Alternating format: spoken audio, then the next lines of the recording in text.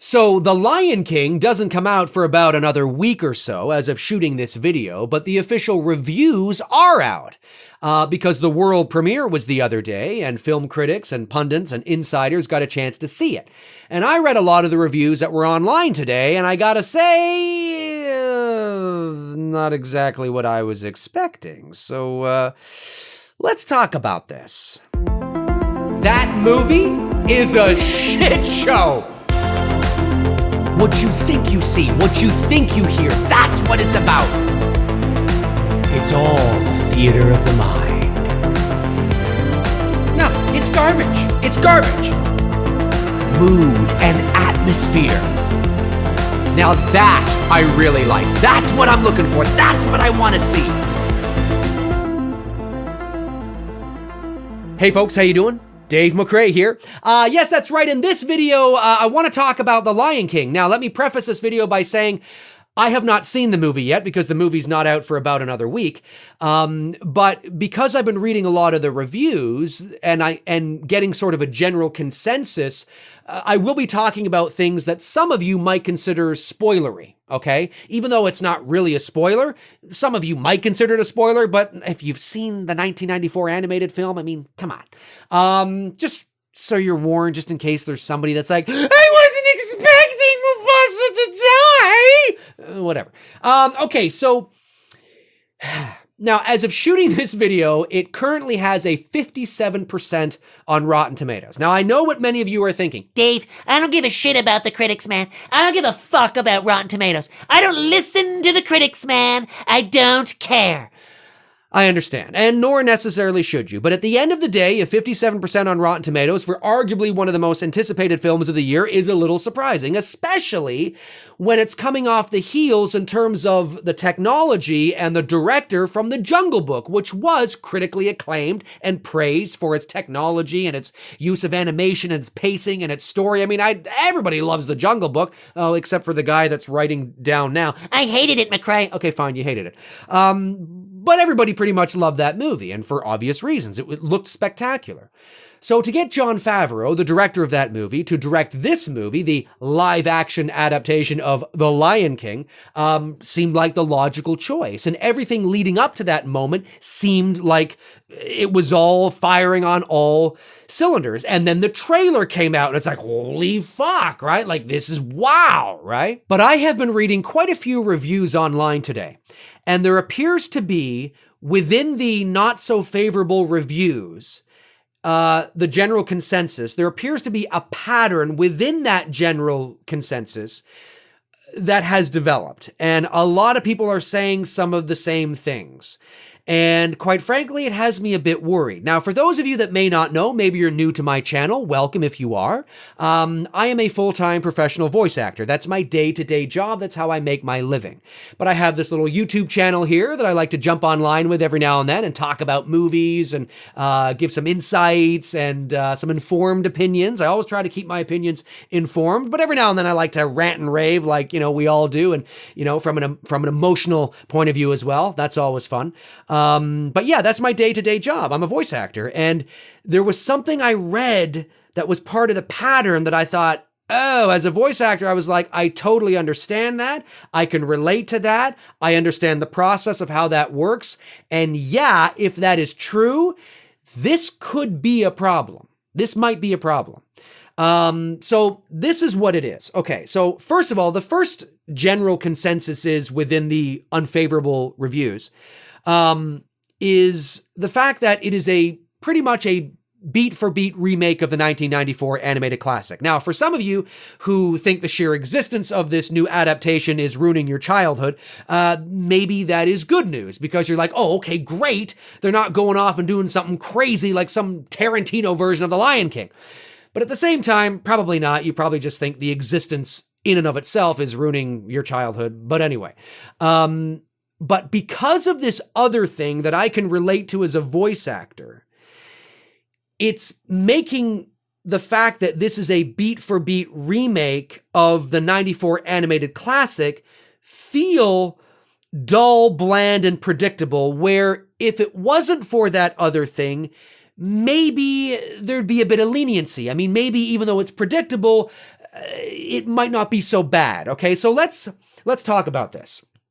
The Lion King, the 2019 film, is a live action, even though it's not. It's hyper-realistic animation, photorealistic animation. I mean, literally, the entire movie was created in a computer. I think there's like one shot that wasn't, but every tree, every log, every animal, every piece of grass, every piece of dirt, every hill, every sunrise, every sunset, every star, everything literally was created in a computer. It's an animated film for all intents and purposes. But it's hyper-realism. So the world is a realistic, real-world feel. It's not a cartoon. It doesn't, even though it's animated, it doesn't feel animated. It doesn't have that cartoony vibe or feel. So all the characters and all the animals, our stars, if you will, are legit lions, legit meerkats, legit this, legit, like they all are hyper-realistic animated versions of themselves. They're not cartoony caricatures of themselves, if you know what I mean. So because of that, you cannot approach the performances of these characters in terms of the animation and the voice acting from a whimsical, larger-than-life sort of standpoint, because it wouldn't fit the real world adaptation that we're trying to present. And that's a problem. Because when you watch the Lion King from 1994, even though there's no human character there, it's clearly a cartoon, right? And the performances are cartoony, right? They're bouncing all around and the facial expressions and doing all this and, you know, all this kind of stuff because it's a cartoon. And the voice actors, when you voice animation, 99% of the time, I always leave a little bit of, you know, wiggle room because there's always an off chance that you might have to do it the other way for some reason. But, you know, most of the time, you record the voices first and the animators animate to the voice. Okay. So when you are performing the characters, when you're doing animation and you're getting into character, and let's say you're doing a villain, right? Like Scar, right? Well, when you watch Scar in the animated film, Scar is very theatrical and very, no pun intended, animated, right? He's there and he's doing this and this, no, I knew. And he's doing all of that. Well, a real world lion is not going to do that. It would take you out of the movie, right? Do you know what I'm saying? So, you know, the voice actors then are probably directed not to do that. Now, I have no evidence of this, but I would imagine that when the animators are creating this real world, you don't then have the voice actors go in and start going, and because they can't project that emotion through animation onto the lion, because the lion is a real world lion in a real world setting and environment. So, you know, I mean, now look, it's entirely possible. Again, I haven't seen the film, that the emotional performances are still there from the voice actors, or, you know, the on-camera actors being voice actors. That's entirely possible. But then that makes me think, well, if the emotions are there, I mean, if Scar is going and all that kind of stuff, or, you know, being really animated in terms of the performance, the voice acting, but you're not seeing that through the performance of the animation, that could be really disjointing and weird to see. So I suspect that, you know, from what I'm reading, that is part of the problem here, is that you can't animate in the sort of whimsical, larger-than-life performance you need to do justice to the emotional performances from the voice actors. And I get it. You know, I totally can see that, and I can understand how that can take some of the energy out of the film. Do you know what I'm saying? Now, again, I haven't seen the movie. You haven't seen the movie. Maybe we'll go watch the movie and be like, nah, you know what? I'm perfectly fine with it. But at the end of the day, I read that and, you know, as a voice actor, as somebody who understands the process, I understand how important those tiny details and nuances are to animation and to bringing the character to life. And I start to wonder that maybe they should have split the difference. If it is a little too realistic, if we can even say that, because it looks spectacular, but in terms of the performances and not losing those nuances in the performances, maybe they should have split the difference in terms of the animation on the face. And maybe, so we could show a little more emotion or something. I mean, I don't know. I'd have to think about that a bit more, but it just, I get it. I mean, like in the animated film, during the Hakuna Matata song, right? I mean, you got Timon sitting there filing down one of Simba's claws. It means no worries for the rest of your days. And it's like, it's hilarious. Of course, a meerkat's not going to do that. There's nothing in that movie that any of the animals would necessarily do, right? They're bouncing all around, filing each other's claws down. It's hilarious. You can't bring that same energy and that same performance and presentation into the real world environment. I mean, there's a clip online that shows the Hakuna Matata song from the animated film and from this new live action adaptation film.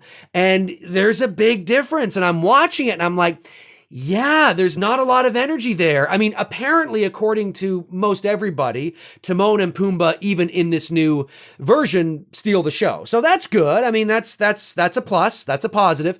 But when you watch that scene, they're just sort of singing along, walking along this path. There's no bouncing around and, larger than life kind of energy to the scene. And it's kind of like, yeah, I can see that. Yeah, it's a really difficult thing to read because I get it. I understand it. I mean, in animation, usually what happens if you're playing a over the top or a villain or somebody eccentric or they usually have you go big and then they'll reel you back because it's always much easier to have your actor go big and pull them back than it is to have them go small and try to push them forward.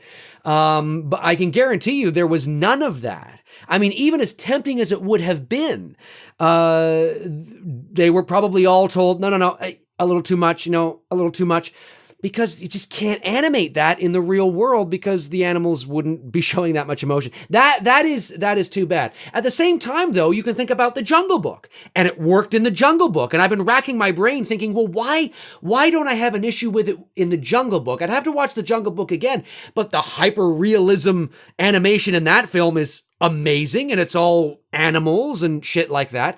But the one difference is the one human character. And I've often thought that maybe that one human character tends to ground things a bit. I mean, I don't know. I'd have to watch the Jungle Book again, and I would need to let these thoughts marinate a bit.